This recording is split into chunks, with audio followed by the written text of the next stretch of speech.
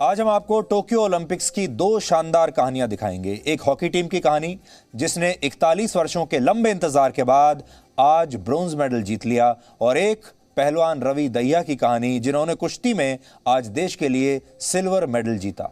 इन कहानियों से आज आपको दो बड़ी सीख मिलेंगी। पहला, परीक्षा की आखिरी घड़ी तक हिम्मत नहीं हारनी चाहिए, और दूसरा ये कि सफलता के लिए धैर्यवान होना चाहिए। भारतीय हॉकी टीम ने अपने मैच के आखिरी 6 सेकंड में यह मैच बदल दिया, और रवि दहिया ने भी आखिरी 50 सेकंड में हारा हुआ अपना सेमीफाइनल मैच जीत लिया। लेकिन रवि दहिया के सेमीफाइनल मैच में एक ऐसी बात हुई जिसकी कहीं चर्चा नहीं हो रही है। आज हम तस्वीरों के जरिए, क्योंकि हमारे पास वो तस्वीरें हैं, आपको ये दिखाएंगे कि कजाकिस्तान के पहलवान ने कैसे इस मुकाबले के दौरान रवि दहिया के बाजू को अपने दांतों से काट लिया और धोखे से इस मुकाबले को जीतने की कोशिश की। और वो तस्वीरें इस समय आपकी स्क्रीन पर हैं। 4 जुलाई यानी कल, जब उनके सेमीफाइनल मुकाबले का आखिरी 1 मिनट बचा था, तब तक रवि दहिया 9 पॉइंट्स गंवा चुके थे और कजाकिस्तान के पहलवान के पास 4 पॉइंट्स की लीड थी। लेकिन आखिरी कुछ सेकंड में उन्होंने अपने प्रतिद्वंदी खिलाड़ी को पिन डाउन कर दिया, यानी उसे नीचे गिराकर उसके दोनों कंधों को मैट पर लगा दिया। रेसलिंग की भाषा में इसे विक्ट्री बाय फॉल कहते हैं, और आम भाषा में इसे किसी पहलवान को चित करना कहते हैं। और ऐसा करने वाला पहलवान अपने बाउट को उसी समय जीत लेता है, स्कोर चाहे कुछ भी हो। और कजाकिस्तान के पहलवान ने इस बात को वो जानता था, और इसीलिए उसने रवि दहिया के बाजू में दांतों से काट लिया ताकि वो अपने दांव को पूरा ना कर पाए। यानी इस पहलवान ने पूरी कोशिश की कि वो रवि दहिया के बाजू को काटे और इतना दर्द हो कि रवि दहिया इस मैच को छोड़ दें या फिर अपना दांव ना खेल पाए। रवि दहिया के सामने चुनौती ये थी कि उन्हें कुछ ही सेकंड में इस पहलवान को हराना भी था और खुद भी उससे बचना था।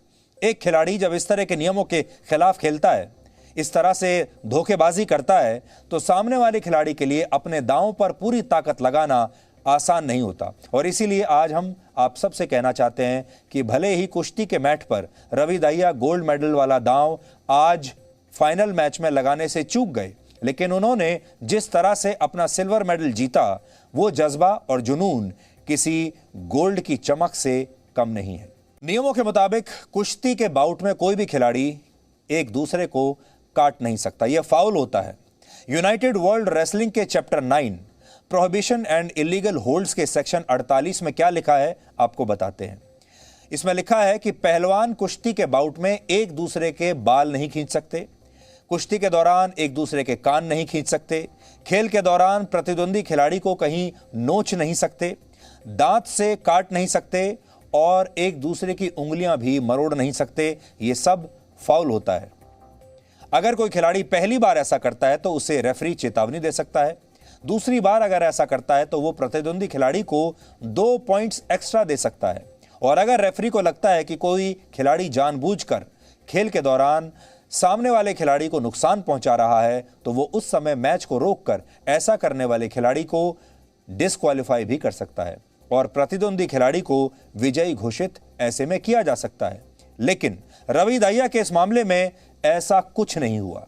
यूनाइटेड वर्ल्ड रेसलिंग का कहना है कि कजाकिस्तान के पहलवान ने रवि दहिया को जानबूझकर नहीं काटा था। लेकिन अगर आप तस्वीर देखेंगे, फिर से हम आपको वो तस्वीरें दिखाते हैं, तस्वीर देखकर ही आपको समझ में आ जाएगा कि कोई भी पहलवान अनजाने में ऐसा काम कर ही नहीं सकता, और इस पहलवान ने भी जानबूझकर रवि दहिया को काटा था। सोचिए, एक तरफ हम स्पोर्ट्समैन स्पिरिट की बड़ी बड़ी बातें करते हैं और दूसरी तरफ उसी खेल में ये सारी धोखेबाजी होती है। हालांकि ऐसा नहीं है कि कुश्ती या फिर बॉक्सिंग के खेल में किसी खिलाड़ी ने ऐसा पहली बार किया हो। ये दोनों ऐसे खेल हैं जिनमें ताकत और दिमाग दोनों का तालमेल जरूरी होता है, और इन्हें बहुत रफ और सख्त खेल माना जाता है। और ऐसे में एक दूसरे को चोट पहुंचाना भी इन खेलों का एक हिस्सा ही माना जाता है। लेकिन इन्हीं खेलों में हार के दौरान अक्सर खिलाड़ी अपना आपा खोकर इस तरह की हरकत भी करते हैं। आपको याद होगा, वर्ष 2016 के रियो ओलंपिक खेलों में यूक्रेन के एक पहलवान ने क्वार्टर फाइनल के दौरान अमेरिका के एक पहलवान का हाथ काट लिया था। हालांकि तब भी इस मामले में इंटरनेशनल ओलंपिक कमेटी की तरफ से कोई कार्रवाई नहीं की गई थी। इसके अलावा 2012 के लंदन ओलंपिक्स में भी भारतीय पहलवान सुशील कुमार पर सेमीफाइनल मुकाबले में इसी देश कजाकिस्तान के एक पहलवान का कान काटने के आरोप लगा था, लेकिन बाद में उन्होंने इन आरोपों से इनकार कर दिया था और यूनाइटेड वर्ल्ड रेसलिंग संस्था ने भी उन्हें दोषी नहीं माना था। हालांकि आज सुशील कुमार, वही सुशील कुमार, अपने जूनियर पहलवान की हत्या करने के आरोप में जेल में बंद हैं। कुश्ती की तरह बॉक्सिंग में भी इस तरह की घटनाएं हुई हैं। वर्ष 1997 में अमेरिका की एक बॉक्सिंग चैंपियनशिप के दौरान मशहूर बॉक्सर माइक टायसन ने एक और बॉक्सर जो उनका प्रतिद्वंदी था इवांडर होलीफील्ड का रिंग में उनका कान काट लिया था। माइक टायसन उस समय मुकाबले में इवांडर होलीफील्ड से पीछे चल रहे थे, जिसके बाद उन्होंने उनका कान काट लिया। इसके लिए तब उनका बॉक्सिंग लाइसेंस 6 वर्षों के लिए सस्पेंड कर दिया गया था और उन पर $3 मिलियन यानी 22.5 करोड़ रुपए का जुर्माना भी लगाया गया था। हालांकि एक बात बहुत कम लोग जानते हैं कि इसके बाद कान काटने के लिए माइक टायसन पूरी दुनिया में मशहूर हो गए और फिर उन्होंने कान काटने का एक्शन करते हुए कई इवेंट्स में अपनी तस्वीरें खिंचवाईं और इसके जरिए खूब पैसा भी कमाया। माइक टायसन ने एक बार यहां तक कहा था कि उन्होंने इवेंडर होलीफील्ड का कान काटने के लिए जितना जुर्माना भरा, उससे कहीं ज्यादा पैसा उन्होंने इन इवेंट्स में अपनी फोटो खिंचवाकर कमा लिया। आज इस पूरे मुद्दे पर हमने वर्ष 2012 में भारत को कुश्ती में ब्रोंज मेडल जिताने वाले पहलवान योगेश्वर दत्त से बात की है और उनका क्या कहना है आप भी सुनिए। रवि दहिया की जितनी तारीफ की जाए वो कम है, क्योंकि इसका पहला ही ओलंपिक था, अनुभव बहुत कम था, अनुभव नहीं था, इतने टूर्नामेंट ज्यादा कंपटीशन नहीं खेला, अभी नया आया था। और जिस तरीके से उसने फाइनल तक का सफर तय किया है, कल कजाकिस्तान के पहलवान को सेमीफाइनल में जिस तरीके से कमबैक करके हरा था, 2-9 का स्कोर था, 7 पॉइंट से पीछे चल रहे थे और जो जज्बा था वो बहुत अच्छा था। आज भी जो रशियन पहलवान के साथ कुश्ती थी, बड़ी अच्छी बेहतरीन कुश्ती थी। हार भी चलती रहती है, रशियन पहलवान कोई कमजोर नहीं था, क्योंकि और 2019 का वर्ल्ड चैंपियन था, वहां भी रवि ने ब्रॉन्ज मेडल जीता था, वहां भी ये रशियन पहलवान से ही आ रहा था। पहले ही पता था कि मुकाबला कठिन और कड़ा होगा और जब दो बराबर के पहलवान लड़ते हैं तो ये नहीं पता किस तरफ बाजी जाती है। पर कुल मिला के बात यह कि हमारे लिए ये आज का दिन बड़ा गर्व का दिन था कि हमने मेडल जीता है। अगर गोल्ड होता तो सुनने पर सुहागा होता, पर फिर भी सिल्वर। अभी रवि दहिया के पास काफी समय है, कुल 23 साल की उम्र है उनकी, 2 या 3 ओलंपिक और खेलने का उनमें दम है। और मैं तो यही कहूंगा कि आज अभी से अगले ओलंपिक के लिए अपनी तैयारी स्टार्ट करें, ओलंपिक चैंपियन बनने के लिए। किसी भी खिलाड़ी का किरदार एक मेडल से बड़ा होता है और इसे आप रवि दहिया की बातों से समझ सकते हैं। आज उन्होंने फाइनल में अपनी हार के बाद देश के लोगों से माफी मांगी है और कहा है कि वो हताश हैं क्योंकि उम्मीदों के मुताबिक वो भारत के लिए गोल्ड मेडल नहीं जीत सके। मैं रवि दहिया, भारतीय पहलवान, आज मैंने ओलंपिक गेम्स टोक्यो में सिल्वर मेडल जीता। मैं पूरे देशवासियों को हाथ जोड़कर धन्यवाद देना चाहूँगा कि मेरे लिए दुआ करी आप लोगों ने। और मैंने अब मैं देखो खुश हूँ, पर संतुष्ट नहीं हूँ, क्योंकि देखो मैं गोल्ड के लिए उम्मीद के साथ आया था और हमारे फेडरेशन को मेरे से बहुत ज़्यादा उम्मीद थी कि देखो गोल्ड मेडल जीते, क्योंकि सिल्वर तो हमने पहले भी जीते हैं, तो गोल्ड की उम्मीद से आया था। कोशिश करी, अपना 100% तो दिया है, पर मैं जो है ना कमी रहेगी कुछ, उसके लिए मैं आपसे गलती मांगता हूँ और आगे जाके जितना भी होगा और ज़्यादा प्रैक्टिस करूँगा और देश का नाम रोशन। रवि दहिया हरियाणा राज्य से आते हैं और हरियाणा की सरकार ने रवि को इनाम में 4 करोड़ रुपए देने का ऐलान किया है और उनके सिल्वर मेडल जीतने पर पूरा देश आज बहुत खुश है। आज हमने इसी मुद्दे पर आपके लिए एक बहुत ही स्पेशल रिपोर्ट तैयार की है जो आपको प्रेरणा भी देगी और ये भी बताएगी कि सफलता के लिए जीवन में धैर्यवान होना इतना जरूरी क्यों है।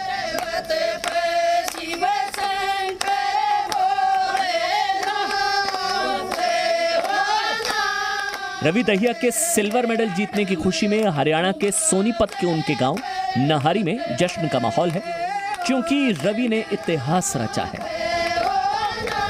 नाच गाना हो रहा है, लोग झूम रहे हैं, लड्डू बनाए जा रहे हैं, क्योंकि गांव के लड़के ने देश का नाम पूरे विश्व में ऊंचा किया। गोल्ड से चूक जाने का कोई मलाल है? गोल से जी ये अटैक तो रवि को ज़्यादा किए थे और वो काउंटर अटैक मार गया जी इसके अटैक पे। ये अटैक पहले एकदम बढ़िया, वो इस चक्कर में रहा था, काउंटर अटैक मार गया इस पर। वो उसको अटैक नहीं किया, अटैक रवि ने करे हैं ज़्यादा, और उसको जी मेहनत तपस्या ज़्यादा थी उसका जी, हम खुश हैं जी। उसने ज़्यादा कोई पिछले जन्म का भी चलता है आपका भी। मकाम पे रवि पहुंचे हैं, ये भी कोई छोटा मकाम नहीं है ना जी, बहुत ही सतर पर पहुँचे हैं जी, छोटा काम नहीं, पहला ओलंपिक था जी। हम बहुत खुश हैं जी, हमारा गाँव, देश और गुरु कोच सभी खुश हैं जी। बहुत ज्यादा खुश हो रहा, आप भी खुश, आस पड़ोसी भी, और देश सब, भारत सब खुश है। परिवार का नाम रोशन नहीं किया है, पूरे देश का नाम रोशन किया है। सारे परिवार का, सबका नाम रोशन कर दिया। हार नहीं मानता, क्योंकि 1 मिनट से ज़्यादा थोड़ा टाइम बचा था, तो हमें विश्वास था कि वो लास्ट में कवर कर लेगा और जीतेगा जरूर। या हरियाणा की सर, या पूरे देश की जय और भारत माता की जय। रवि दहिया की उपलब्धि से न सिर्फ देश, प्रदेश या फिर उनका गांव खुश है, बल्कि उनके ट्रेनिंग सेंटर के ट्रेनर्स के चेहरे भी चांदी की तरह चमक रहे हैं। रवि दिल्ली के छत्रसाल स्टेडियम में ट्रेनिंग करते थे और कोरोना संक्रमण के दौर में भी उनकी ट्रेनिंग चलती रही। अरे ये जो कमरा है, इसमें अरुण कुमार जी जो एयरफोर्स में सीनियर अधिकारी हैं, ये भी कई बार के अंतर्राष्ट्रीय पहलवान हैं, एशिया चैंपियन हैं और नेशनल चैंपियन कई बार रहे हैं।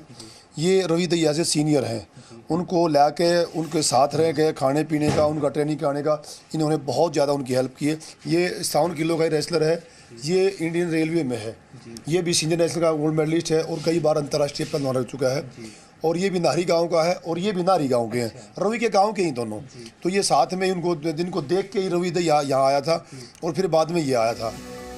रवि ने अपने कमरे में एक पोस्टर लगाया है जो उनके दृढ़ निश्चय को दिखाता है। ये टोक्यो ओलंपिक में गोल्ड मेडल का फोटो है, जिसको रोजाना देखकर उनके जीतने की ललक बनती थी। 2018 से मतलब पहले से ही 2019 में रवि दहिया का जो वर्ल्ड चैंपियनशिप हुई थी 19 में, उसमें उनका क्वालिफाई हुआ था ओलंपिक के लिए। वो वर्ल्ड चैंपियनशिप में 3rd स्थान आया था उनका। तो रवि दहिया ने उस दिन से ही ये मन में एक संकल्प ले लिया था कि मैं टोक्यो ओलंपिक में गोल्ड मेडल लेके आऊँगा। रवि के साथी पहलवान भी उनकी जिद को लेकर ये मान चुके थे कि ओलंपिक में वो मेडल जरूर जीतेंगे। हमने पूरा जी जान लगा के उसकी पूरी मेहनत करवाई थी साथ में लग के, और उसका हमें रिजल्ट आज मिल रहा है। जो हमने अभी वहाँ रशिया में जाके जो तपस्या थी, लॉकडाउन था तभी हम कंटिन्यू लगे रहे। तो यहाँ रवि से 2 बातें सीखने की हैं। एक तो ये कि सामने वाले पहलवान ने उन्हें काटा, धोखा दिया, उसके बावजूद भी वो रुके नहीं और लगातार लड़ते चले गए। उस दर्द को उन्होंने बर्दाश्त कर लिया। और दूसरी बड़ी बात यह है कि परीक्षा की आखिरी घड़ी तक कभी भी हिम्मत नहीं हारनी चाहिए। रवि दहिया इस मैच में, अपने सेमीफाइनल मैच में लगातार पीछे चल रहे थे। बहुत सारे लोगों ने तो अपना टीवी बंद कर दिया था, क्योंकि जब 50 सेकंड ही बचे थे तो लोगों को लगा कि अब तो रवि दहिया जीत नहीं पाएंगे, कोई चांस ही नहीं है। लोगों ने अपना टीवी बंद कर दिया था, सारी उम्मीदें छोड़ दी थी। लेकिन रवि ने उम्मीद नहीं छोड़ी थी और आखिरी के 50 सेकंड ऐसे थे कि उन्होंने हारा हुआ मैच जीत में बदल दिया। और इससे हमारे देश का हर व्यक्ति, हर युवा, चाहे आप कहीं भी रहते हैं, कुछ भी करते हैं, आप बहुत कुछ सीख सकते हैं।